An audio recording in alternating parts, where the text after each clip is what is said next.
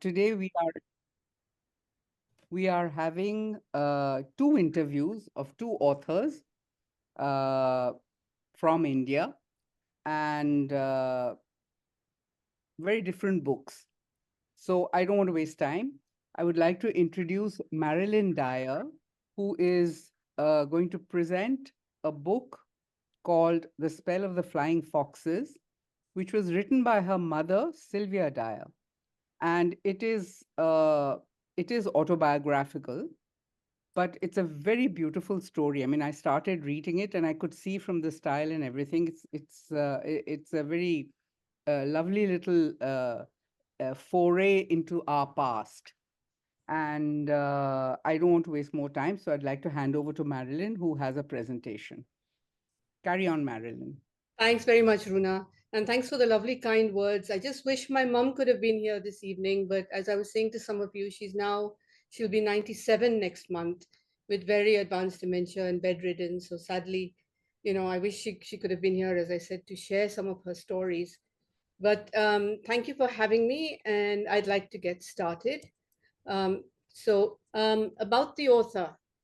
So Sylvia Dyer was born in 1928 and was raised on a plantation in the wilds of Champaran in North Bihar. She spent 10 years of schooling at St. Helens Convent in Kurseong, Darjeeling, and was married twice and widowed both times to Indian Army officers. The Spell of the Flying Foxes is her first and only book and was published by Penguin in 2011 when she was 83 years old. She's now 96 and lives with her daughter in Pune. So I'd like to begin by reading a few introductory lines from the book. Nobody would ever forget Dang, though after all these years, it seems to me that it never really existed and was just a long ago stretched out dream. But it was there all right, tucked away at the foot of the Himalayas in the district of Champaran in Bihar, sharing a common boundary with the Forbidden Kingdom as Nepal was then known. The soil of Champaran was capital for the cultivation of indigo, which in those days was the world's only... You, Marilyn. Sorry? We've lost you. I mean, your voice sort of cut at that time. Sorry, say again? I said that we lost you for a second. Oh dear. I just hope there's no issue with the network. Yeah.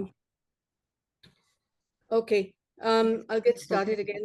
The soil of Champaran was capital for the cultivation of indigo, which in those days was the world's only blue dye and regarded as blue gold. Naturally, it attracted men from the West, adventurous and enterprising men who were looking for a new beginning, like my great-grandfather, Alfred Augustus Tripe. Alfred Augustus Tripe came to India in 1848. A young man from a prosperous family, he left forever his home in England for this distant, untamed land of Champaran. He succeeded beyond his dreams, becoming, in the course of time, the owner of 7 indigo factories. This was the period of prosperity when gold came forth from the earth at his touch. These so-called factories were actually plantations. Sorry, we lost me again? No, it's okay. Sorry? Okay, carry on. Each with its villages of tenants, laborers, processing yards, storage sheds, and indigo vats. He made India his home, marrying an Indian lady of means and raising 2 boys, Thomas and Joseph. Which brings us to the unusual title of the book, The Legend of the Flying Foxes. Legend had it that flying foxes brought prosperity, and it was this belief that inspired the title of the book, as it truly was a land of plenty during the spell when the flying foxes inhabited the trees on the plantation. I had prepared a clip of Mum reading an excerpt with the story, but as the audio is very unclear, I'll read it to you. Sukesar Ojha, one of our oldest retainers and the intellectual among the Brahmins, peering into the mists of time, recalled that even when they were children, the trees and the flying foxes had been there. Flying foxes, he said, are believed to be a symbol of prosperity. And during that time, there was a curious prediction concerning these creatures. That day, we learned from Sukhesar about the spell of the flying foxes. In the hazy past, a sadhu had come out of the Terai jungles in the north. A strange being, like a shriveled old dwarf tree from the foothills that had uprooted itself and walked away, moving southwards with a purpose. Long silvery gray hair covered him like a cloak, and a beard like wispy snow flowed over his front almost to his knees. Even his body, stark naked in the bitter cold of December, was smeared silvery with ash. He strode along, carrying a staff far taller than himself, and the village people followed in his wake, drawn like dark, wingless insects to an oil lamp. He still had a considerable distance to cover in this, his final journey to the Ganges. For the Hindu mystic knows when his time is near, and his spirit draws him to the great sacred river. It was midday when he reached Akharyan and stopped with the rigid discipline of ascetics to rest and revive himself with water fresh from the well and a portion of the roasted besan he carried. Only then did he become aware of his surroundings, and looking around, his eyes came to rest on the row of shisham trees with the flying foxes hanging asleep in them. His gaze locked on the scene, trance-like, and when he spoke, the many who squatted around him like a restrained cordon of flies heard him clearly. "See those trees," he said in a husky voice, using one of his twig-like arms to point, "now heavy laden with scores of flying foxes, like the wealth of this koti. But when they leave these trees and go, so will the prosperity, and everything fair as we see it this day." He sighed, casting his eyes wearily around. What could we have done to hold back the flying foxes, even if we had believed? By the turn of the century, the family had witnessed a series of tragedies, losing both Thomas and Joseph to the dreaded phthisis at a relatively young age, and leaving Sarah, Indiana, Joseph's widow, to manage the vast plantations in the wilds of Bihar, alone with a young daughter, Gladys. Several years later, Gladys, who was happily married in Calcutta to Edmund Coutts, had been forced to return to Dhang, following rumors that her unscrupulous and scheming cousin Harry was gradually trying to take over the plantation. By this time, the cultivation of indigo had been discontinued, replaced by a German synthetic dye, and the family had pivoted to the cultivation of crops. Most of the book focuses on this period onwards, exploring the charming life on a plantation as seen through the eyes of a 5-year-old Sylvia. And there you have Sylvia. But first, there was the Great Bihar earthquake of 1934. India witnessed its worst ever earthquake in January 1934, a magnitude 8.1 with its epicenter at the Bihar-Nepal border. The double-storied family home was destroyed in a matter of minutes, and both Gladys's mom, Sarah, and her cousin, Rosie, were killed in the collapse. Gladys and her children had had a narrow escape, and she sat on a stone platform with her children, surveying the devastation as the enormity of her situation slowly sank in. I had another clip of Mum at the Kasauli Lit Fest describing the earthquake, but again, as the audio is muffled, I'll read an excerpt of the chapter on the earthquake, where one of the most pivotal and powerful characters in the book, Abhinandan the dacoit, is introduced. Gladys was barely coming to terms with the collapse of her home and loss of her family members when she was dealt another severe blow. Narayan Singh, her Sipahi, had spotted her cousin Harry's staff ransacking the buildings for documents and other valuables. This was the final straw, as there was no way she could take on Harry's men with her tiny team of Sipahis. Suddenly there was a hush, like the silence that falls upon a jungle when the king of beasts appears. The man who stood before us was no ordinary man.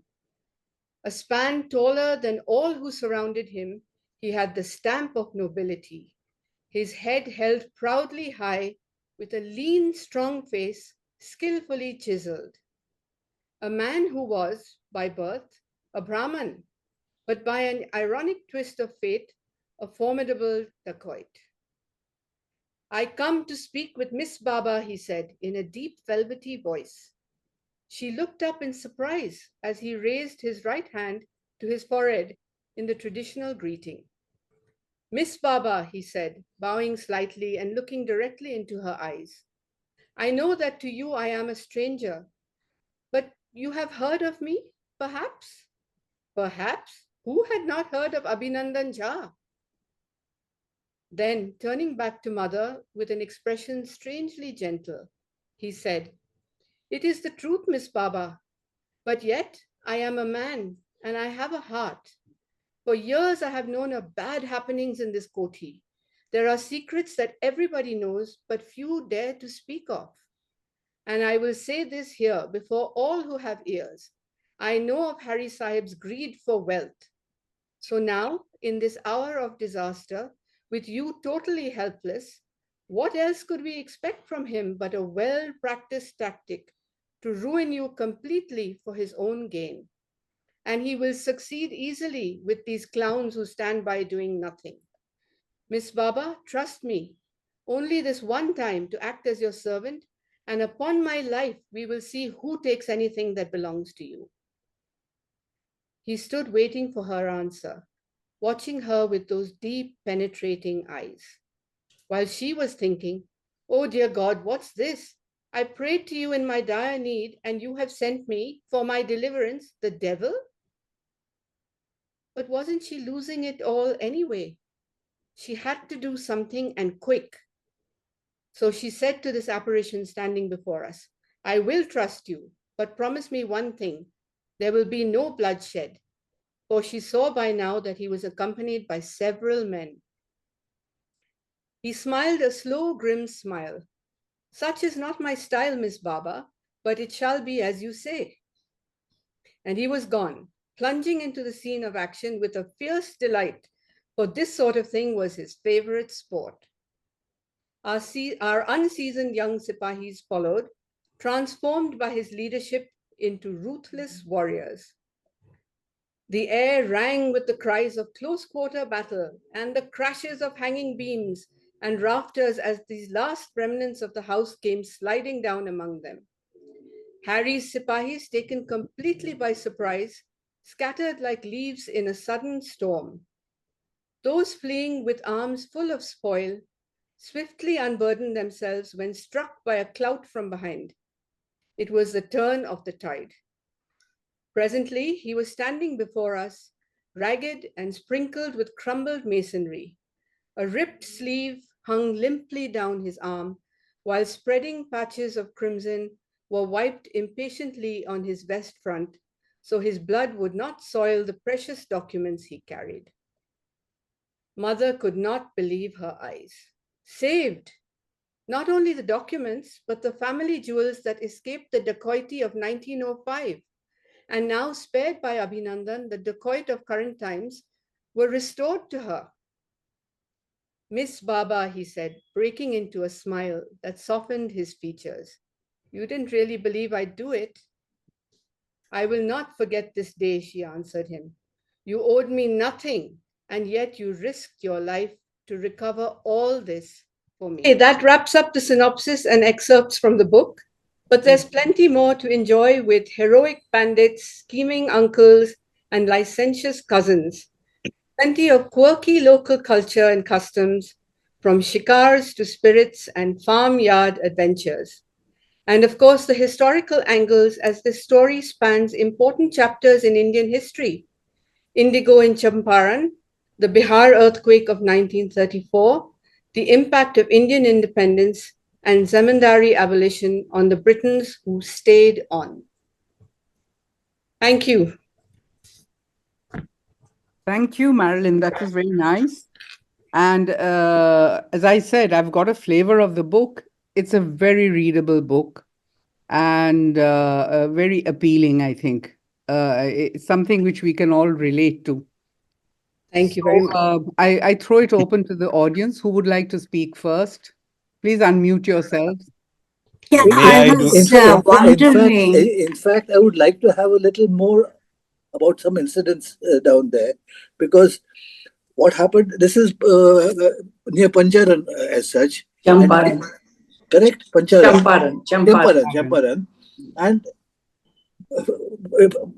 our professor Barunde talked a lot about it, and this what was grown there and what happened, etc. I have a memory of it very strongly from what Barunde said. So, if you can tell us a little more about how it was when in the early times, not the later times, but early times, I would have liked to know. Satish, Okay, Satish, were you there when Marilyn will have to go by 6? Okay. Okay. that's So okay. No, given the time, we've got now half an you hour. have the But time. I'm just reminding Yeah. everybody. Yeah. thank you. So carry No, on. I was just going to say, sadly, I wish I knew that was in the 1800s. So it's quite a long time ago. Sadly, we don't have a lot of documentation from that period. All I have is a few ancient parchments of orders, and it was a period when the riots, RYOTS, were Yeah. employed there. Riyadh. And yeah, oh, sorry, is that how it's pronounced, Riyadh? Sorry. Um, and so all I've got is notices that had come to the Brits then to say that there's likely to be a revolt and prepare yourself. So I've got all these historical documents, but again, that was 5 or 6 generations before me. So and I think a lot of us were Philistines and didn't really ask too much about this. So we don't have that information. I'm sorry. Mm. Okay. If I may interject, Yes, can you sure. hear me, guys? Yes, I Yes, can, yes. Jayanta. Yes. Yeah. Uh, I think something that I was just telling Marilyn and Runa before we got started is that I bought the book, okay, and just to show you, this is the book, ready for Thank you. whatever is Yes. going on. So it's a the cover is a bit different, but it's extremely readable. And Satish, Go ahead. I had also attended if you remember, I had also attended Bolan's lectures the year before. But what I found out of this book is, if you're expecting kind of almost a historical thing about this, that's not what you're gonna get. I haven't finished the entire thing. I've come to the end of I've come to the part. I've finished at the part where Abhinandan Jha encounter takes place and the family is saved and the family jewels are saved and all that. And I'm hoping to be able to finish the rest of the book in the next couple of weeks. But what comes through to me is the sheer the joy of telling a lively story. Mm. Now, that to me is really like if I was reading Jim Corbett talking about Kumau, or I'm reading Kenneth Anderson talking about the jungles of Tamil Nadu or Wayanad and places like that. The same love of what he's doing, the same love of the environment where he is, the same love of the people, etc. That joy of joie de vivre, actually, it just kind of shines, jumps through out of the book, and it's absolutely fascinating. What grabbed my attention actually was the title, the Flying Fox. What has Flying Foxes got to do with anything? I don't even know what a flying fox is. And if you were to bring it to me on a silver platter, I wouldn't have a clue as to what to do with it. But that being the hook, the fact that they come in, they bring good fortune at the end of the book, and I took a preview of the ending, just like anybody who reads crime stories wants to find out who actually did it, right? So I went back to the back and say, okay, they go away. So for good fortune is coming to an end. But that apart, The title is, brilliant, and I think your mother, uh, as I've told you, should be, very, very proud. You should be proud.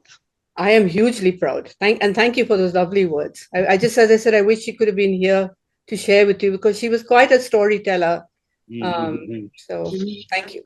Yes, I would have loved to hear from you because I heard the other side of the story from Barun Day, as what Jayanta was talking about, and uh, why Indigo went down was one of a part of our class readings also. Oh wow, okay. So Yeah.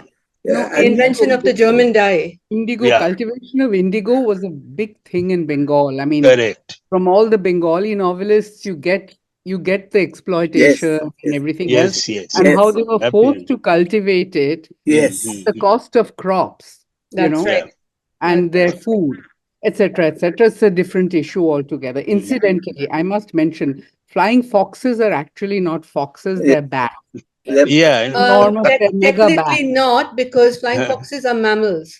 Yeah, they're mammals. Yeah. Bat. I But mean, the bat family, you're right. yeah, bat Yeah. family. Yeah. So they are actually fruit bats. And why That's I'm right. saying this is last year we at the back of our building there is a huge garden and a bungalow, right, with a lot of trees.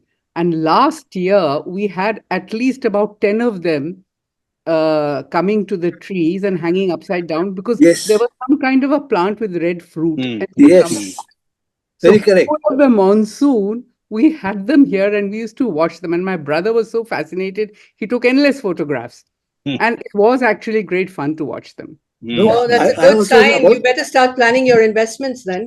I was about to say Yes. Well, the same they've gone thing. away. This year they haven't come. Oh They dear. haven't come, but then again, they haven't come because I think whatever that fruit was, that doesn't seem to be growing up the They go tree. for berries. They like berries. Oh, Yeah. but Wild haven't you seen fruits. the trees have been cut and the Not in the riverside? garden next door. In the garden, they're all intact. But the vine, which was carrying that fruit, somehow probably this year didn't come up. So And I remember seeing this. A friend of mine has a house further down, and I saw those animals going, and they said, "Ah, aate hai, jaate hai." Someone said it's a good this thing. It's a good. You get something good is going to happen when you see these animals going up and down. But I've seen them in Kalyani Nagar itself. There. yeah. Okay. So And another question that I said, just taking it up. Uh, when Indigo died, Indigo sales, etc., died, what happened was that a lot of people who were working for Indigo had to leave. And in doing so, the literature, etc., that has come about at that time is quite strong. My memory is again Barunte, and he was the one who talked to all of us. You were there. You must remember all his talks, etc. And you sit down with him with one cigarette, one cigarette him, and he could go on for hours. Anyway, who wrote Neil Dorpun? Who wrote Neil Dorpun, Kaveri? Wasn't it Neil Dorpun? Wasn't the I mean, English cleric? He was behind Neil Dorpun. anyway, whatever. Yeah. That was iconic book about indigo Yeah. cultivation. I see. Okay. And Okay. Gandhiji also, of course, launched a satyagraha in Yeah, he had Champaran gone in to 1917. Yeah. I remember Against Gandhi indigo Champaran, yeah. cultivation. That's Borunde again. Okay. Actually, the guy who wrote Neil Dorpan was a guy called Dinabandhu Mitro. Dinabandhu Mitra. Right. And he was facilitated by, was it by James Long? Who Yeah. facilitated that process. Sure. And, Sure. Yeah. So the British cleric, James Long, actually helped him in that. I just wanted to ask you a question, Madeline. Who's the lady on the right side, on my right, wearing trousers and a full sleeve shirt? That must be her mother, right? Marilyn? Sorry, In the book. Lady. Oh yeah, that's all mum. That's all mum. Older. They're all your Yeah, yeah. mom, is it? All our mum as a young girl. Marilyn, I was just wondering, what does this book describe itself as? I mean, is it a memoir? Is it? So, I think Runa described it perfectly. It's an autobiographical saga, I'd say. Because it does talk about her life. She's taken a little bit of poetic license, particularly with timelines. But it's essentially the story of her family, which happens to span important periods in history. Yes. So, I just wondered, what the publisher decided to call it, So, okay. Uh, Tell me, how did your mother manage to get a penguin Blisha. slot? it's a good question. I'd like to think that it's partly the talent in the book, but also I have a cousin. Well, I had a cousin. He passed away sadly, who was the editor of the Times. His name was Darrell De Monte. Oh, yeah. Did you know him? Yeah, heard about him. Okay. I think one of our members He's will know known. more about him.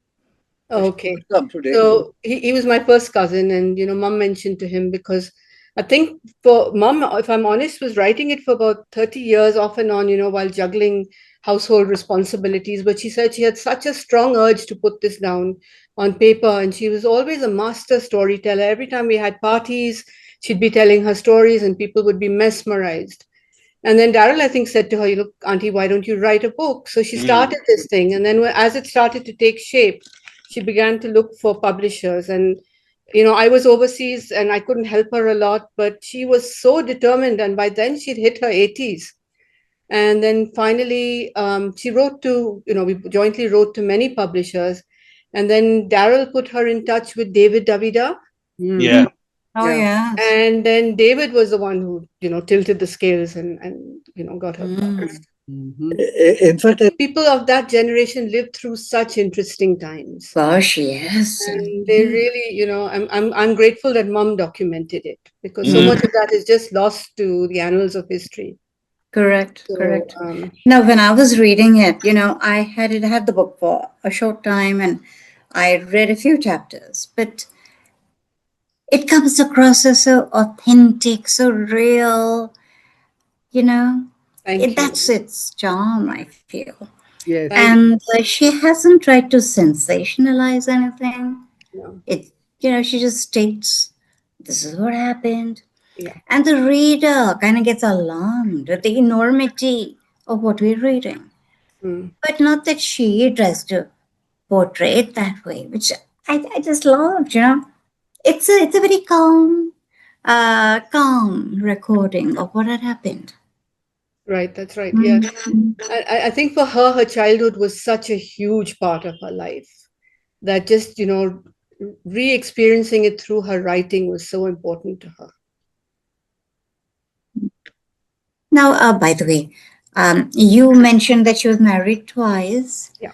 So, who's the first husband and who's the second husband? So she, at the age of 19, met her first husband, who was a young army officer in the Muzaffarpur Planters Club. And they got married, and she had 2 boys when she was about 21. Then when the boys were only, I think, about 13 or 14, her husband was posted to the front.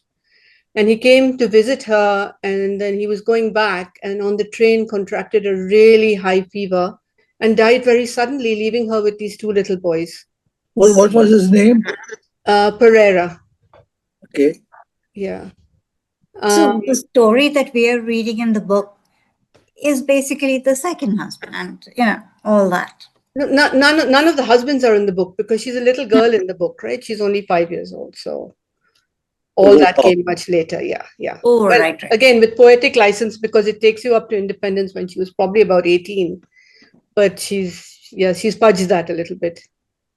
Yeah, that is fair enough. That's what license is. Anyway. Okay. Anyone else to talk about Marilyn and her presentation? Any other questions then? Questions, observations? Anyone? Marilyn, you briefly mentioned the zamindari system. That's right. Down. Yes. Yeah. Louder. You uttered a half a sentence on that. So how did it alter your mother's life during that period? So when zamindari abolition came in, and again, you'll have to bear with me, I'm no expert on this, but I think it was in the 1950s. And so their land basically had to get converted into, I think there was a restriction, and I'm sure you're all much better informed on this, but they were no longer allowed as a single person to hold vast tracts of property. So it had to be divvied up. And I think a lot of the adjacent zamindaris, they put it in various people's names, so they were able to hold on to it. But my grandmother was forced to sell a lot of her property, so they lost quite a bit. Then Marilyn? Yes. Beautifully narrated. Your mother has written really well, brings back Thank you so much. memories, old times. You read it well. Is this book available on Amazon? It is, yes. Okay, all right. That's good to know because I'd love to read it. Thank it's you. well, it's very well written, Thank and you. you That's did a very good kind job. of you. Thank you. Yes. Mhm. You know, Marilyn, what you said about wishing that your mother could have been here and Yes. heard this. I feel that so strongly. Yes. Was the audio very bad that you chose not to? I'm going to try and give it a shot. This is an audio of her speaking at the Kasauli Lit Fest. It'd be nice to see her. Yeah, but I have to warn you that her dementia sadly had started to set in by then. So she's a little hesitant, but I'd love to play this for you. Please do, because see my screen? I can hear you very clearly. No, can you see the screen? Yes. Yes, No. yes. Okay. We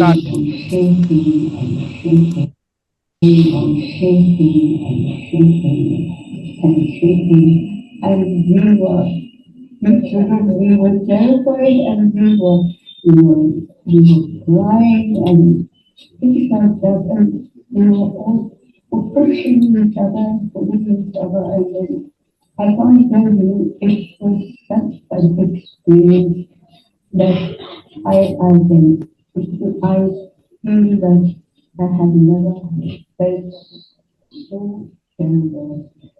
And then finally we began to go down from the other side, so it went round like that. And when that happened, even while also I thought it was so much. I don't tell you what happened at what time and in what way. But we just kept moving from there. And then we went down in that thing. Yeah, and my mother, of course, was a little baby, and she was carrying her, and then we were trying to go around from the thing, and at that time, the whole thing collapsed. So that was just a tiny clip. Okay. Yeah, it was rather muffled. Such a beautiful. Couldn't really make out what she was saying at all. Yeah. But nevertheless, it was nice, to see as her as she was, and she was still quite with it. Nice. Thank you. Pleasure. So I think we can wind up at this stage unless anybody else has something to say. I look forward to reading it. It reminded me of Flight of the Pigeons by Ruskin Bond. It has that flavor. I'm telling you, I said in the beginning that it has a flavor of Ruskin Bond. Yeah. Conjuring up those times, yeah. And where I grew up, dacoits were a real possibility. I grew up in Rajasthan, Chambal area. So till around 70s, and when we were young kids, it was when we traveled through Kota and all that area, it was possible to encounter. Oh dear. Yeah. Lovely. So then I'd like to wind up now. Marilyn, I think That's very kind. Thank you. Yes. And thanks again for inviting me to this, and very wonderful of you all to read Mum's book as well. So and thank you, Marilyn. Thank you, Marilyn. Jayanta. Thank you so much. Also, pleasure. thank you Jayanta, so sorry I much. couldn't stay on. I would love to hear more, but I'll watch the recording. No problem. You can watch the recording, and the book's available. So if you want, you can buy that as well. Thank you very much. But thank you. Thanks a lot. Thank you very much. Thank you. And all the best for your mom. Many thanks. Bye-bye. Bye-bye. Bye-bye. Okay, now I think I'd like to hand over to Kaveri, who is going to engage Jayanta Sengupta in a conversation about his book. Okay, Kaveri? Yeah. Okay. Okay. Thank you, Runa. Right. Yes. Thank you, Runa. Thank you very much. Yeah, so Jayanto, very brief background, and Jayanto, you may please pitch in as you think appropriate. So Jayanto passed out of the IIM Calcutta in 1973. He's from the 1973 batch, and he's been in advertising after that for a very long time. I think about 30 years or so he was in advertising. And he had a very interesting kind of work experience. He set up a business school in Bombay. He also helped setting up a university in Gujarat, Karnavati University. And he still teaches in the Xavier Institute of Communication in Bombay. He takes classes there. So Jayanta has a very wide range of interests. We always knew him to be a person who's very passionately fond of music, of various genres. You want to listen? I beg your pardon? Sorry. Please mute yourself. Yeah, all right. Loves music, loves films, and he has already published books. The interesting thing is that it's been in a completely different kind of line. He wrote about the plastics industry, extensively, real heavy tomes on that. He has also published books in management.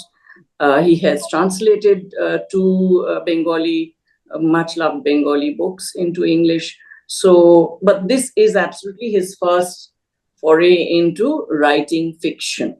And here's the book, Girl in the Meadow. And it's a book of short stories. And there are 10 short stories here. Very interesting and intriguing names, starting, of course, with the girl in the meadow and ending with Nefertiti. And in between, we have C++, SF, very wide range of subjects. So, Jayanta, would you like to talk a little bit about this? I had a couple of questions related to the art of writing and, your publishing experience. Huh? You want me to talk about the art of writing? No, I'm not too sure. I wanted to ask you, how did you had a different kind, you have published, but very different background. What made you move into the world of fiction? It kind of happened. I don't know. I think I kind of sidled into it in the sense this was the whole exercise started maybe, 20 years ago, 17, 18 odd years ago. And I think the first story I wrote, if I remember rightly, was Schubert's Eighth. Right now, as you know, the theme has been done a number of times. There are a number of people, all over the place. So that's okay. But the way to do it is something that I never really thought about. But it kind of came to me, that this is the one way which is possibly not been done before. So I wrote it in that fashion. It took me about 3 months to write. But sorry, I'm interrupting. So it was your love for music, which then sort of inspired you to write. And Schubert's Eighth, of course, this is unfinished symphony. So that's the absolutely. So therefore, chose that theme. So therefore, it's a love affair which never got consummated. It is unfinished. Yeah. So at least from the the protagonist's sense, the male person's sense, it is unfinished. We don't know what the the woman thinks about it after so many odd years. But there's a way I decided to. It kind of happened. It's not a question of saying that I decided and all that. It just happened that way. And seemed to work at least to my satisfaction. So, and the whole of it, all of it took maybe about 10 years to write, with the exception of the title story. So about 10 odd years ago, I was kind of done, and I said, okay, now let's look for a publisher. And that was that's where the hunt started. And the publisher is a very elusive beast, I found. Because I thought it was going to be easy because 3 of my books, the book on management and the 2 translations from Bengali, had been published by Rupa. So I thought, a casual chat with the head of the company or somebody in the company should help the process. But Kapish Mehra, who's currently heading the company, I know his father pretty well. So he said, yeah, he heard about it. Then he said, uncle, I'm not going to touch it. So I like the uncle bit. But then I asked him that, okay, but why won't you touch it? We haven't read anything, read the stories yet. So he gave me a very interesting reason, and I'm glad that he was honest about it. He said that, listen, uncle, the most difficult thing to sell are books on poetry. All right. And second most difficult things to sell are short stories by unknown authors. So I kind of bridled a bit and said, "What do you mean unknown author? You published 3 of my books." He said, "Uncle, to us you may be known, but to the mass market, you're unknown." Right. So there you go. So I deal with that. So anyways, actually I thought about it and said, at least you're honest. Instead of my sending you the manuscripts and you sleeping on it for a year and a half, and then by reminding you, then somebody calling me up and sending an email, so what manuscripts and all that. You have not wasted my time, you have not wasted your time. So at least I'm now free to do what my own and whatever I can to find a publisher who's willing to swallow the bait and do the needful. So I wrote off to a few guys. I also met a couple of agents, and there was not much interest. I think one of the most interesting pieces of advice I got is that if you're in the English language, the genre which sells the most are self-help, right? So business, and forget about the education market, but how to business books on business, books on self-presentation, etc., etc. The how to become a better person, all that stuff, improve your health. That's the stuff which sells the most. So I kind of scratched my head and said, none of these short stories can be changed into how to become a better person. I kind of thought about that for seriously, and I said, can Schubert's eight become a finished? They'll become a better person, and the protagonist wins the girl, so on and so forth. I said, no, it's not working. If it did, then Schubert would have finished his symphony anyway. So that kind of didn't work, and finally the avenue of self-publishing opened up, and this particular publisher is based out of Hyderabad. Young couple, young at least from my perspective, they will be in their 40s, but I am 74, so anything below 65 as young love interest.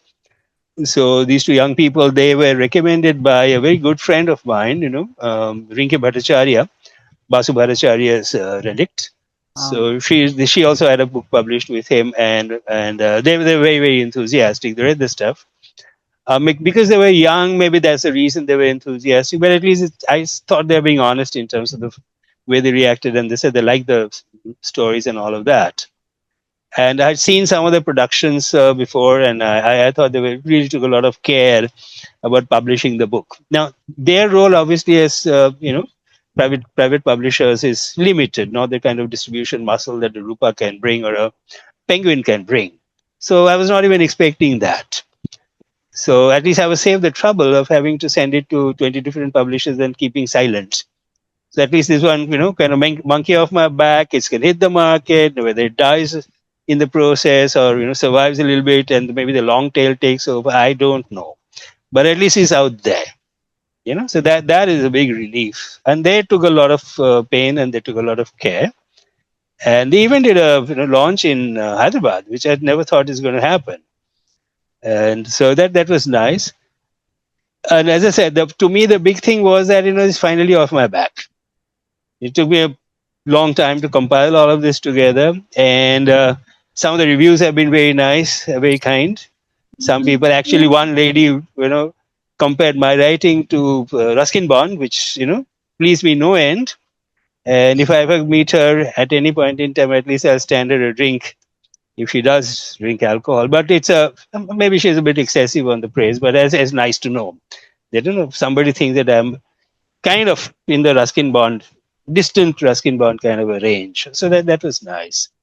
The effort was, I think there was a lot of effort, but effort, I think it was worth it. Actually, the simplest story to write was the cover. The book cover was decided upon before the story got written, because this is something that an ex-student of mine had painted, and she sent me a copy of this, many years ago. And I told her that, I'd like to use this as a cover of my book if and when the book comes out. So when she said, yeah, okay, go ahead, and publisher said, yes, okay. So I wrote the story in 3 days. Oh my, that's amazing that you wrote the story to match the painting. Yeah. Which is going to be your cover. Gosh. Yeah. No, but that's the cover.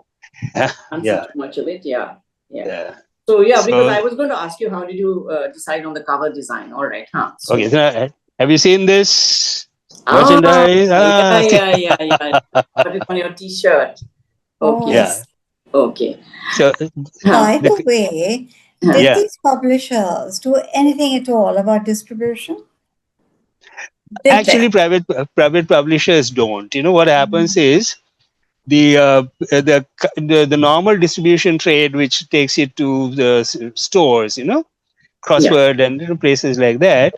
They Mm. deal with publishers, established publishers like Rupa, Penguin, etc., etc. So the outlet for private publishers is largely online. All right, Hmm. there's Amazon.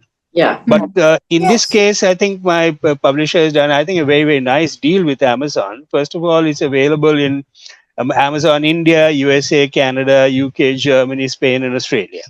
Okay. Right? Mm-hmm. And there have been sales from all of these places. So I have no idea how much, but how many, but at least it's happened. Second thing, what they've done is there's a deal they've done with all the Amazon, these countries that, there's a technology now called print on demand. You don't print 5,000 copies or 2,000 copies or something and then wait for 20 years for the, Yeah. stocks So to it liquidate. Print is. on Yeah. demand. Yeah. No, print on demand. So if there are, they started with textbooks, which is much bigger in India than in any of this. So if somebody wants, 37 copies of Kotler, they'll print 37 copies of Kotler and deliver. So same here. Nobody carries stocks because nobody prints and keeps in warehouses. Mm-hmm. So depending on demand, the deal with Amazon, which this publisher has done, is that the day they receive the order, the next day they should be ready to print out or ship out. To that extent, it helps, and it also helps that a lot of younger people prefer to read ebooks than the Yeah. printed stuff. Well, Yeah. that's a reality, but I have to accept that Mm-hmm. it's unlikely that I will go into crossword and find my book on the I shelves. It's know. not going to Mm-hmm. happen. Yeah. Yeah. And the if you're on Amazon, then you can't be on a competitive platform like Flipkart. Is that right? Well, I don't know. I mean, No. it's on a Kindle thing, so that part is probably closed. But Okay. by and large, also all the others, Amazon has Kindle. Because of Kindle, that Correct. they can you convert it into ebooks and distribute it as ebooks through Kindle becomes easier. Flipkart doesn't have that device. Right. Right. Okay, But Jayanta, Flipkart are and you aware of how many of copies have been sold in terms of the Kindle version compared with the hard copy? Does that information also you get? I will get the numbers because I think the end of September was 30th was the end of the first quarter of sale. This was Okay. launched in end of June, so July, August, September. So the auditing is going on, so I'll probably get it in a week or so. But what early indications with my publisher said about 70% is ebooks and rest is print. Okay. Okay. See. But Oh, by the way, that Kaveri, Yeah. I just want to say that Amazon does not make for that kind of exclusivity.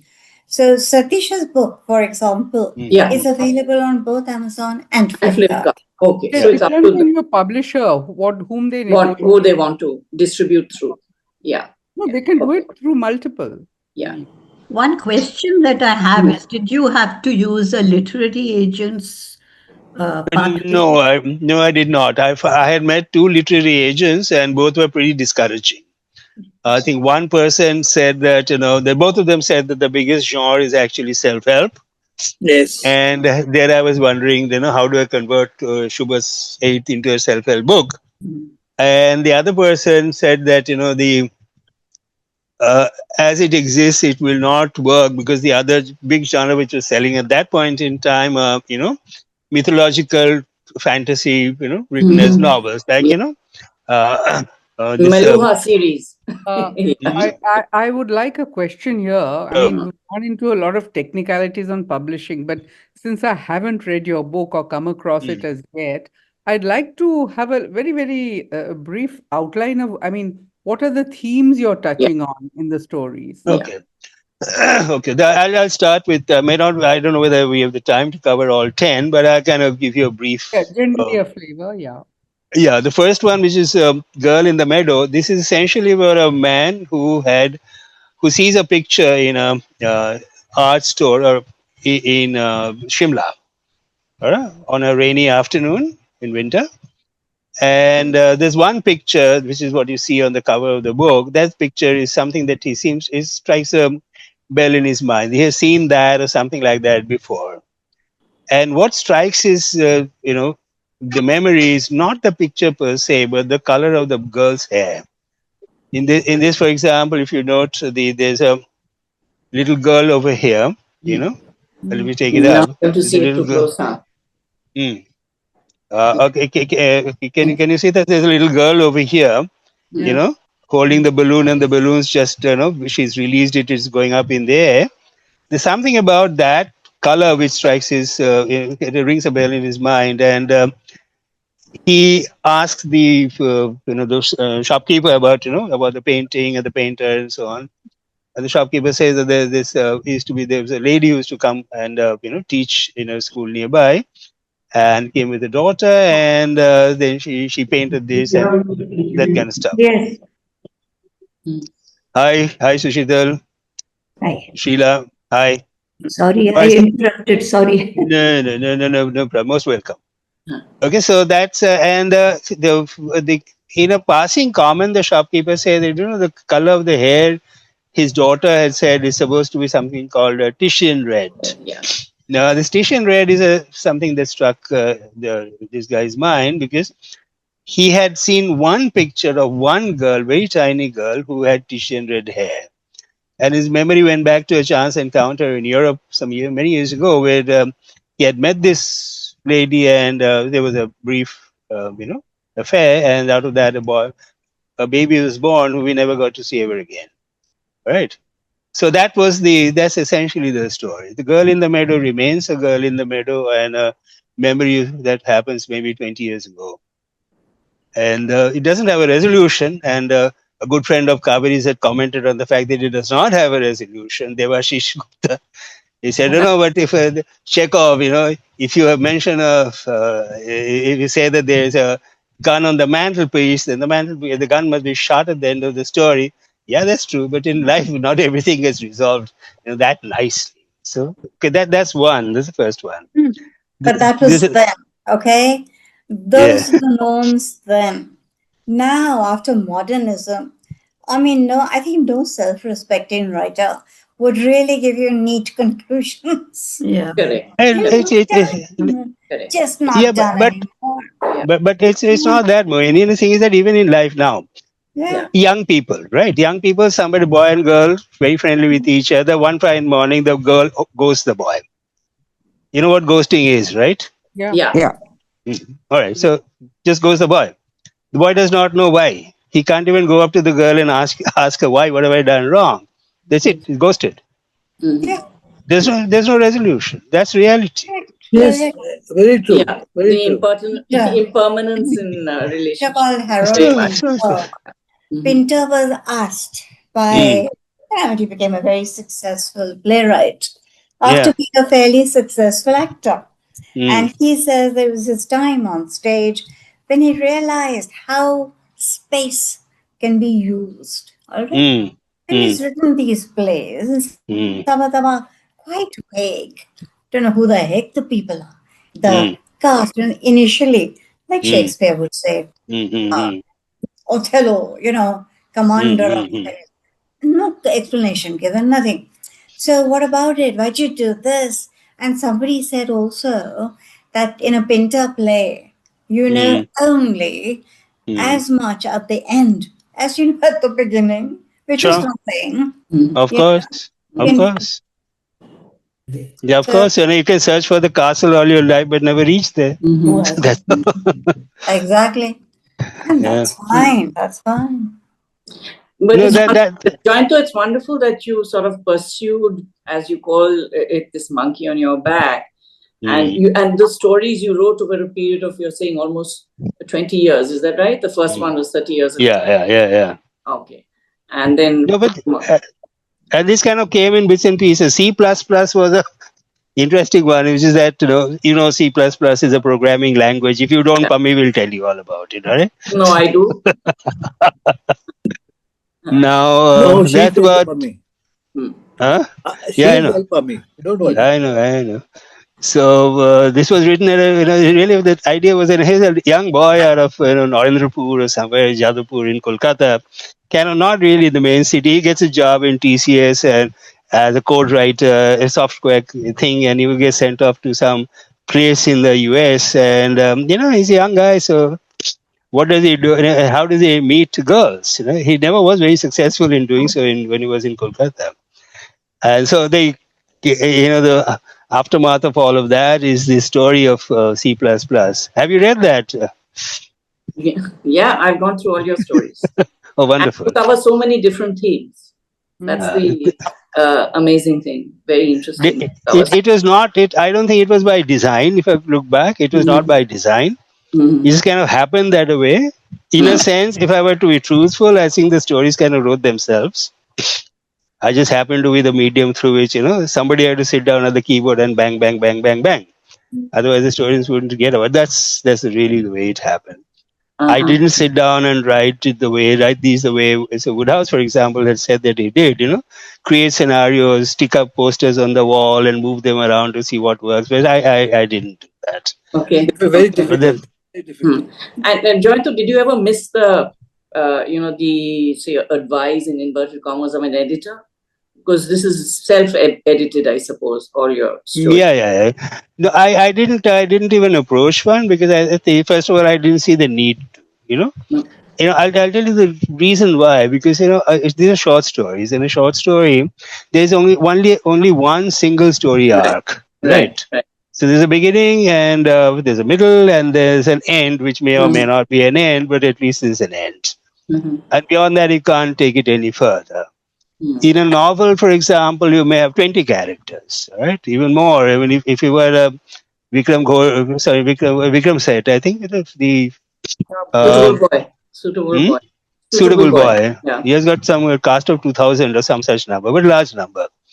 So there, you need somebody to actually tell you, hey, listen, what have you done? You brought in a young love interest in page 637, You get rid of him or bring him in early or get him to do something interesting.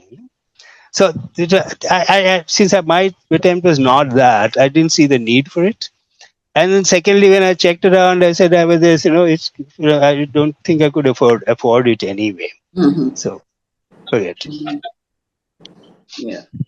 In a way, all the stories are simple. It's a very simple storyline, and that's it. At the end of it, something happens. It does not happen. The complications, it's like the most basic story. Kaveri, you know this.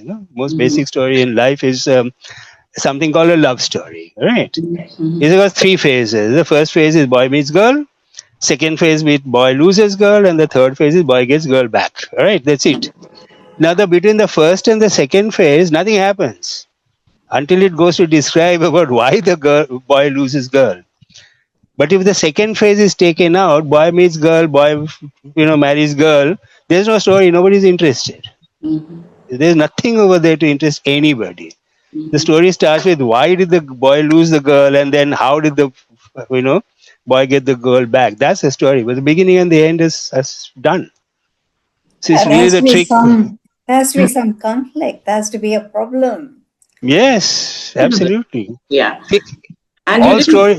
You didn't write for any particular generation or something. It was basically whatever you found of interest that you.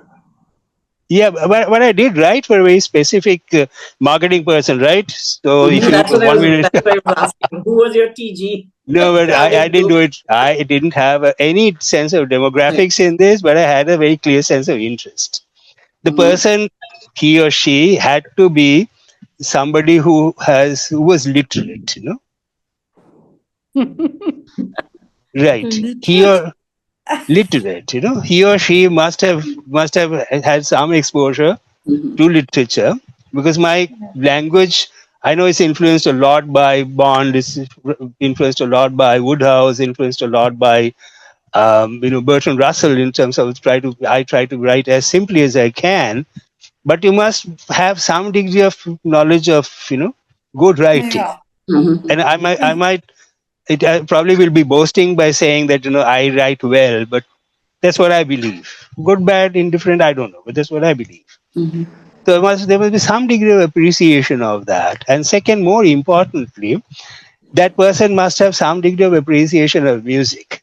Because if you look at all the stories, with maybe one or two exceptions, I've taken a lot from music, jazz, classical, you Right. know, rock and stuff like that.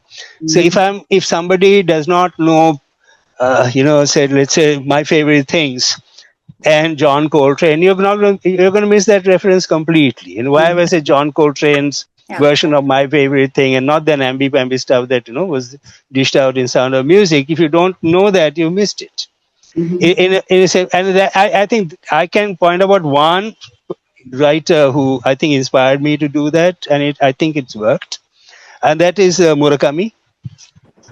Murakami has used things like that. Kafka on the Shore is written about Brahms. Listening to Brahms' symphony on the radio. He also written about while driving from one place to the other, listening to what he calls the Millionaire Trio, $1 million trio of Jascha Heifetz and Feuermann and Alfred. I forget the guy's name. The great piano player. When they're playing the Archduke Trio by Beethoven. So if you don't know these, at least passing acquaintance with the music, you'll miss a lot. So that's that. I had been reading. I completely. As if I worship Murakami, if I were to say that, and that's not an exaggeration. So when I started reading him, I don't know, 25 odd years ago, I said, this is the kind of a guy who's used his knowledge and he's, one of the sparks of his genius. And I like that, absolutely like that, because he knows jazz. He's a big jazz freak and a big music freak. And he has no bones saying that, if somebody doesn't get these references, it doesn't matter. I will lose him as a reader, but that's okay. Jayanta, by the way, was the co-founder of the jazz club in Calcutta. Yeah. Yeah. From the American Center. Did the structure get influenced by your music and your passion for music? No, not really. I can't say that it did that because the storytelling is the storytelling. The references to, let's say, whatever references to music that I've used happened as a means to push the engine or bogie along, the train along and take it to the station. That's about it. So it never did. I have a question. Yes, sure. Yeah. See, she's talking about structure. Now, in the beginning of a short story, there is a clue, as which takes you to at the end of the story. Then it's logical. The beginning is logical. So, do you have that sort of thing also in your? No, I don't, because I mentioned to you that like in the Vidya Balan thing, she's wiping windows. So you know that she was a criminal. You came to know at the end of the movie that she was a criminal. That's why she was wiping off her fingerprints. She wasn't, trying to keep her house clean or anything for the heck of it. Like. No, that's the Chekhovian thing, right? Which I had mentioned a little bit earlier. That if you mention a gun hanging on the wall, the gun must be fired before the end of the story. I don't have any of that. You don't have that. I mean, not consciously. If you find something, well and good. Maybe in the first story, Girl in the Meadow, there is a painting, there is a hair of the girl. So there is a connection. But in other cases, I'm not so sure. I mean, you can stretch it a bit and say that, C++, the boy is obviously obsessed with, having sex with somebody or the other, some woman, but in Kolkata it's not going to happen. But at least in the US, white women are a lot more available. So, and at the end of it, there is a statue of Venus Callipygus wearing a bra of his making. So maybe there is some connection, but I'm not too sure about that. But consciously, no.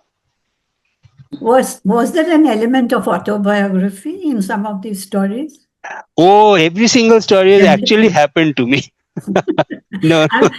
I almost said that because these days they say that there is no fiction which is not rooted in some real incident. That's true. But that's true. In a sense, let me answer your question and say that yes and no. In reality, did any of these stories happen to me? No, because I certainly am not a ghost. I mean, you can see my picture on the phone on the screen.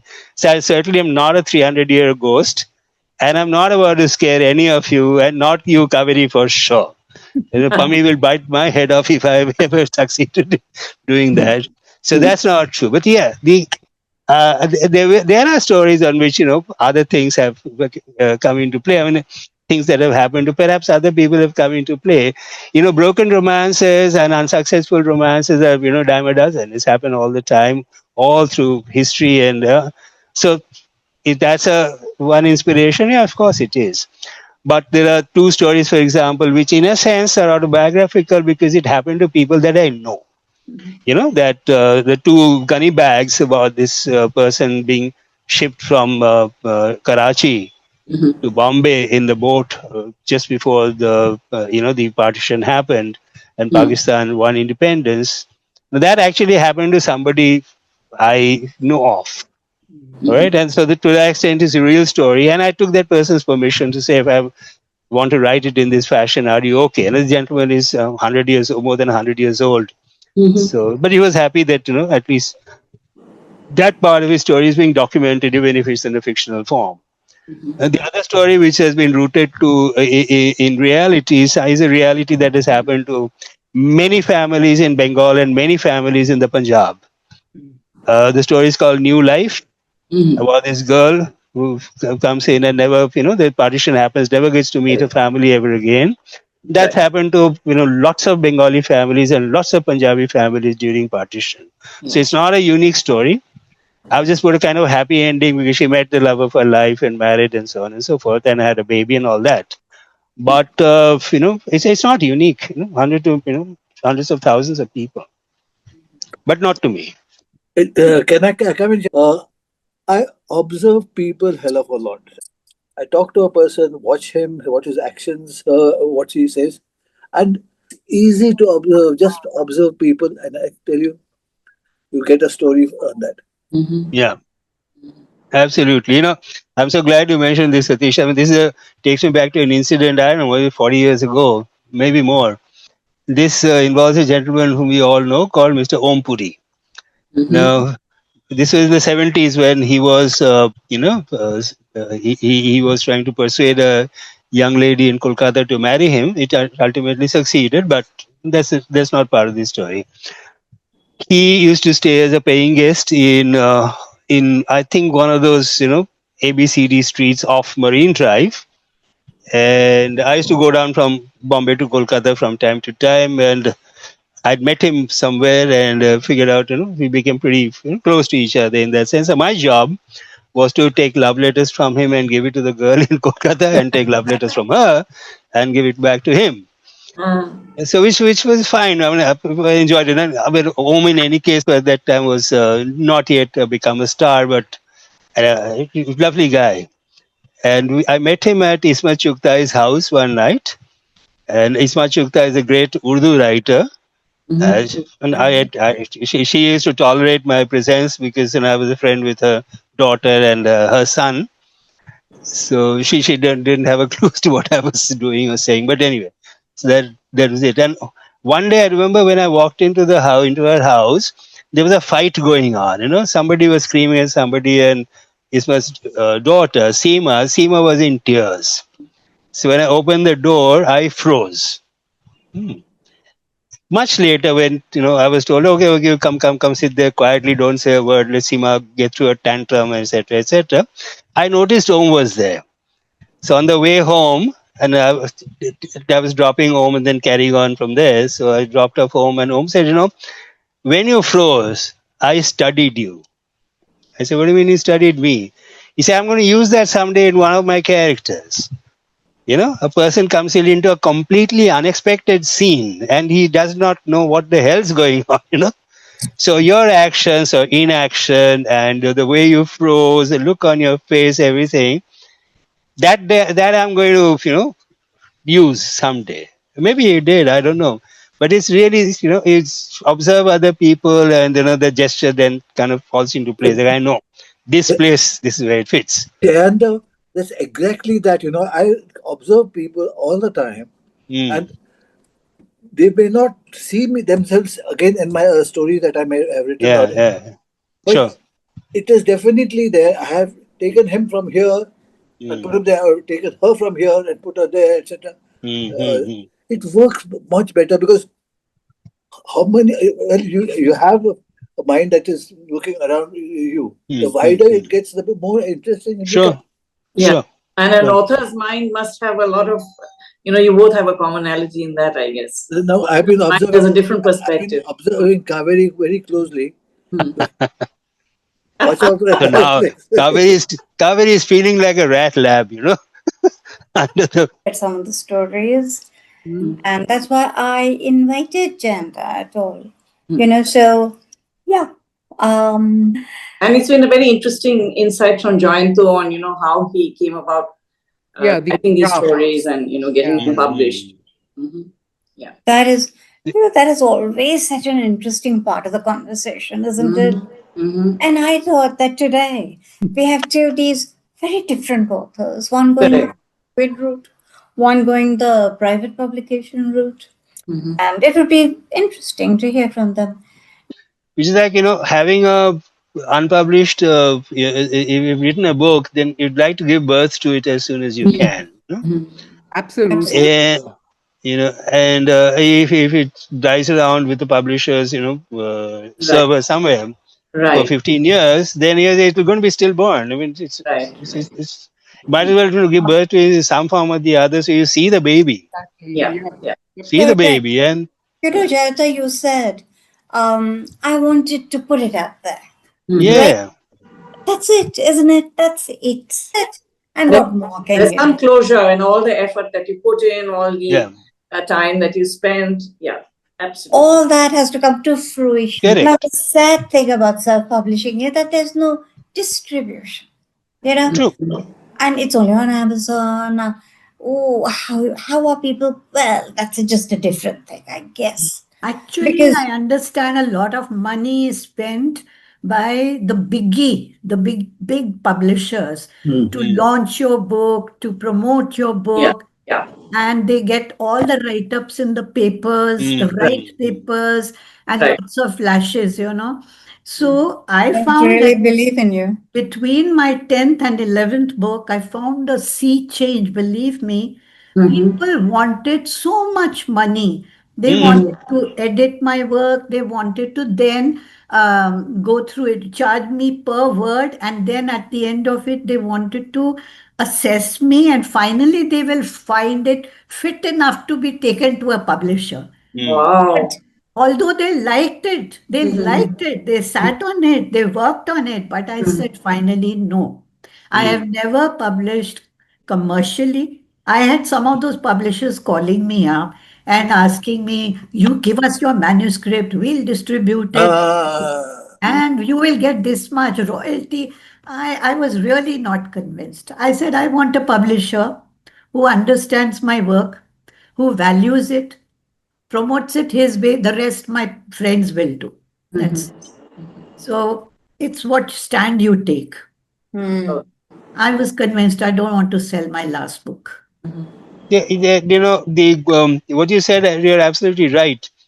But the thing is that if you hang in there, you'll find a way. You'll find a way because In this Sure, change sure. scenario, sometimes people build an audience, and then they launch the product. Like I'm talking from point of view of artists and calligraphers. So they start putting out work on Instagram, and then they have people following them, and then they launch a book. Yeah. So can that be replicated in other areas? And While I say you're asking that I'm 74, right? okay, I got into Instagram 2 weeks ago, right? okay, Because my publisher has been telling me, sir, start an Instagram page. What do I put there? So it took me 2 weeks to figure out what I can put there. Now if you go to Instagram, and I'm sorry, I don't have the. Can I ask you a favor, Mohini and Kaveri?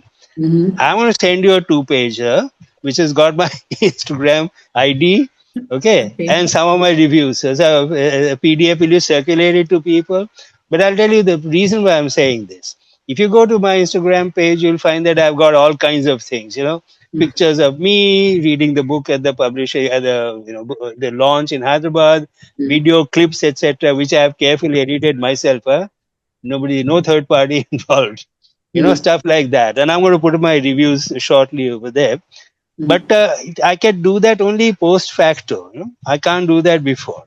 But if you're an artist, then it's easier for you to actually post your stuff. Would like to write workbooks around calligraphy and lettering. So I've seen the younger generation, they how they go about it. Basically, they start post. I think Instagram now is a like exhausted machinery, is what I understand, and it's very difficult to become relevant there now. But people who like wrote the diet, they were posting every day, and then they had very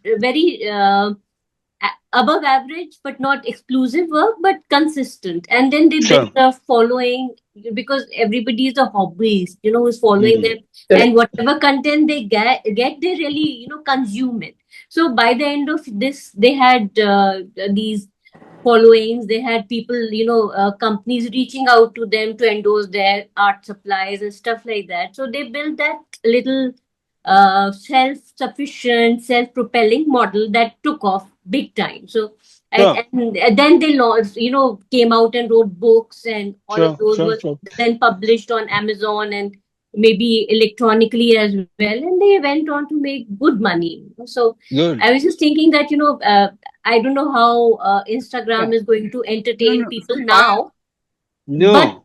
Or any question, Payal. Yeah. You see, Facebook, I mean, I'm old fashioned. So Facebook. Now, Facebook, I'm member of certain groups, literary groups. Yes. Yeah. Now, one day because I suppose the algorithm fed it. So one day there was a thing. It was an extract. It was as if Elizabeth Bennet from Jane Austen, he was writing about herself and some incident, which supposedly happened after they got married, Oh, great. Continuation. Yeah. And it was, the language was authentic, and there were pictures of them from the films, All right. snippets like this, little snippets like that. And then it sort of ends.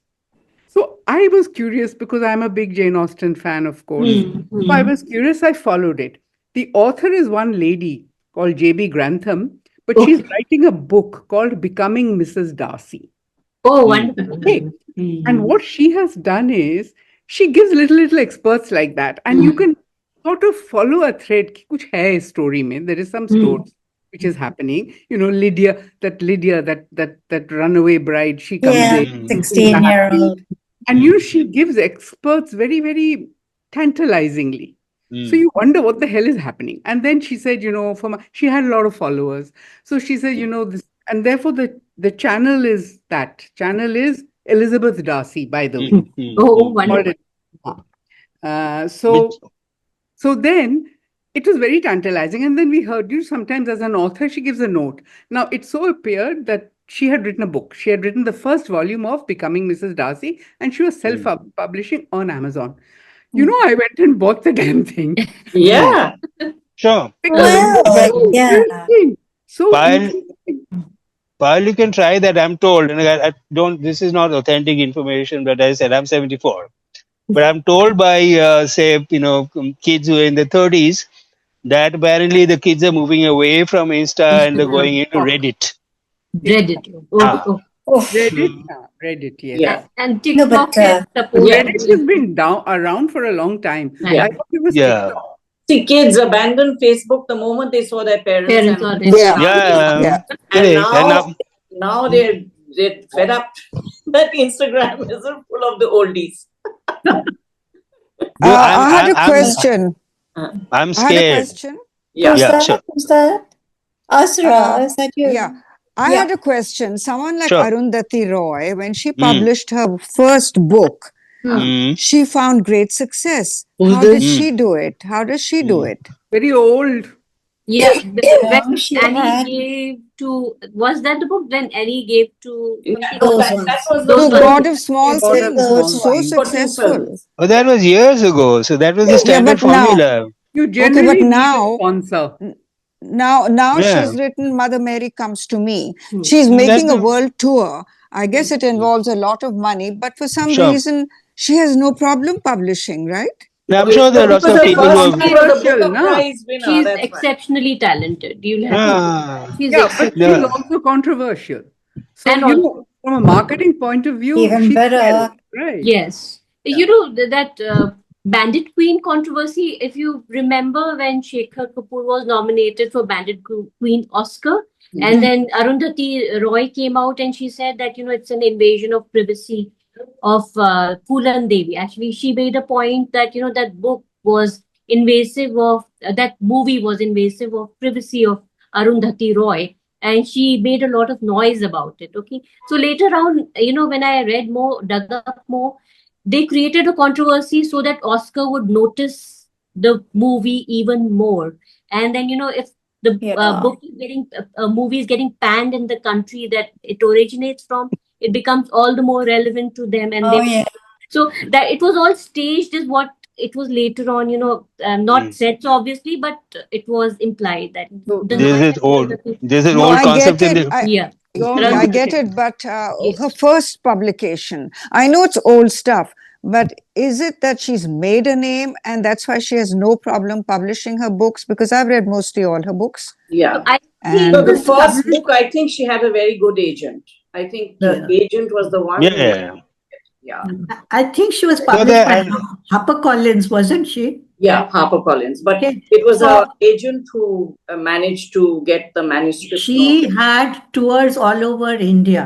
So And she's she came to- savvy with marketing. She Savvy came with to marketing. Bombay. She came to Bombay, and nothing less than British Council hosted that launch. I was present there, and I remember how much wine was guzzled during that launch. Are you talking about God of Small Things, her first book? God of small things. what a small thing. Yeah. Yeah. That is fabulous. She was Hey, already she gets invited by big universities in America and England. So in a way, I guess she's just made a name for herself, right? She has. no, it's a thing, You mentioned, I'll give you two examples. You mentioned the book, right? Anybody remember a book called The White Tiger? Yes. Yes. Oh, okay. The White Tiger. Has that author written anything that you remember? He wrote another book. I tried to read. I couldn't read. No. Give it a name. No, So, I remember. answer to Datika, me. right? Arvind Your- Datika, White Tiger, Yeah. Last Man Standing. Yeah, I tried to read that. No. All right. And These the are- Tower. It's like a one book wonder. After he won the Booker, all right, he actually, I think somebody wrote, or maybe he did, that his Booker was due entirely to his agent, William Morris. Correct. William Morris Agency did the spending on the wine and the cheese and all this, salmon parties and so on and so forth, because the jury had to be, it's like the Oscars, right? He said that in the Oscars, you want to win one of the big prizes, you have to spend a budget of at least $2.5 to $5 million. Otherwise, you're not going to go anywhere. Oh, wow. So that's something that I remember. I don't remember the numbers, but William Morris, one of the biggest agencies in the world, marketing agencies, they were involved in all this. So fine, it was money well spent because he got the book, he got a movie deal. The movie was made. The movie was nice. I didn't read the book, and thereafter, maybe I'm not touching the. I have no motivation to read the book. But the other books I don't remember. So my point is that if you have a marketing machine who's willing to spend the money behind you, because they are going to get benefit out of it, right? Arundhati's case is the same. Arundhati Roy, for example, I remember there were one movie she made before, and the script she wrote, which I thought, and that was also made into a very, very good movie. The movie she directed and acted in is called, In Which Annie Gives It Those Ones. Those ones, yeah. She also wrote the script for a movie which her then live-in boyfriend, husband called Pradeep Krishan made. It's called Masi Saab. Masi Saab. She played the girl. She played the girl. Now, Masi Saab was supposed to make a big, star out of Raghuveer Yadav. He was a very fine actor, didn't become a star. But thereafter, I think she cultivated the idea of, I have to position myself. This is classic marketing, right? And what I'm going to say may offend some of you. I don't care. She positioned herself as the conscience of India. Yeah. Yes. All right. Good, bad, indifferent is besides the point. The guardians of the world will lap it up. Correct. All right. Correct. And what happened is that when this fellow Anna Hazare was brought into the limelight by this half fellow, no, Kejriwal, there was this consternation. She said, "What is his stand on this, that, and the other 20 other things?" Competition suddenly, I am supposed to be the conscience of India. This old man from somewhere has been propped up, and he can become competition. He can take the media away from me. I'm very, very cynical about her, right? So Yeah, yeah. I read her first book, and it's nice Take my and post. it's well written. The God of Small Things. It reminded me of a book of poetry written by I think Arun Kolahatkar in Oh, Kolatkar. 1974, which Kolahatkar Jesuri. Hmm. Jesuri, I remember. Jesuri, in which one of the poems is about this God of small things in Jesuri. It's a small temple of a small god who is not important, but on the small things, I've got rats invading my kitchen. What can I do about it? You go to him. You don't go to him about big things. My daughter's not getting married. All You right. don't go to him about big things like I'm not being able to have a child. You go to him about small things. So the God of small things is probably. I'm not saying that she's read Jezuri and been inspired by it, but I'm reminded of that because Arun was a very close friend of mine. I worked with him. I was a junior and he was many years my senior, and I had the pleasure of working with him, privilege of working with him, and an enormous amount of admiration for the man. And he's gone now years ago, but that book I remember very, very fondly because it won the Commonwealth Poetry Prize or something like that. I still have that old edition in my collection, some in English, not in Marathi. But it's okay that I can relate with that. Maybe that's where that came from. I'm not saying that she stole or anything. Forget that. Very thought. Oh, But she I don't writes have. Hello. very beautifully, Yeah, very too. little, very sincere, very from the heart. Yeah, But I feel but she's very talented. that Yeah. that novel and this memoirs are both like that. Huh. That wretched novel that came in between, I know, Ministry. Ministry of Happiness. I was worried. I mean, Yeah. I think she put something together because she had to stay in the limelight. Yeah. To yeah. have some activity. Yeah. So as I She said, is I'm very cynical about her. romanticizing. So One thing having I've said heard this, about, sorry, Yeah. one thing I've yeah, heard yeah. about Arundhati Roy is that she romanticizes resistance of all kinds. So, that's why she went the possible way. Romanticizes what? Resistance movements in India. But She, I think she's sincere about it. She truly feels and believes in it, don't you think? It's not an act.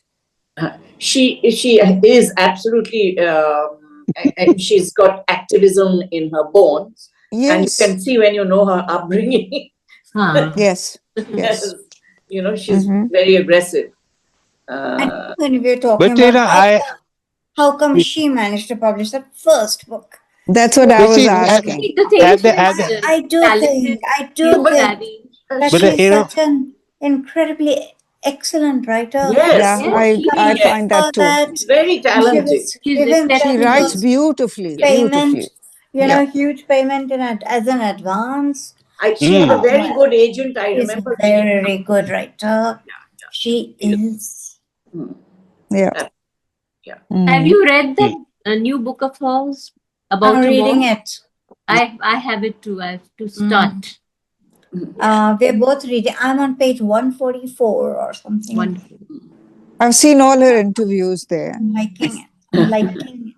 Okay. Yeah, I think she's currently in New York Yeah. Yes. and was. Although clearly she's not always sincere. She's not. Sometimes it's very manufactured, Oh yes. So Give me an example. Give me an example where it's manufactured. I can't. I'm sorry. Okay. Okay. No, let me just say what Jayanta said. We look at people and they get this thing from there. Her first book was taking the characters of her mother and people Yeah, around very her much. and Very much. building it on that. Yeah. Which It's very close to it's a very heart, narrow, it's a very narrow group of people that she's taking into it. So when you say I loved it, I liked it. Yes, I did like it, but it could make out immediately that it is घर का है, यहाँ का देखा, यहाँ देखा. So, what's wrong with that? Now, on the other hand, Nothing wrong. there's Nothing wrong. another guy from South India, Doctor Abraham Verghese. Verghese. Abraham. He writes so big, but I when he do not like uses him. medical, Yeah. which I thought I got bored. So about that. sensationalist. Yeah. Yeah. Every 10 pages, something huge has to happen.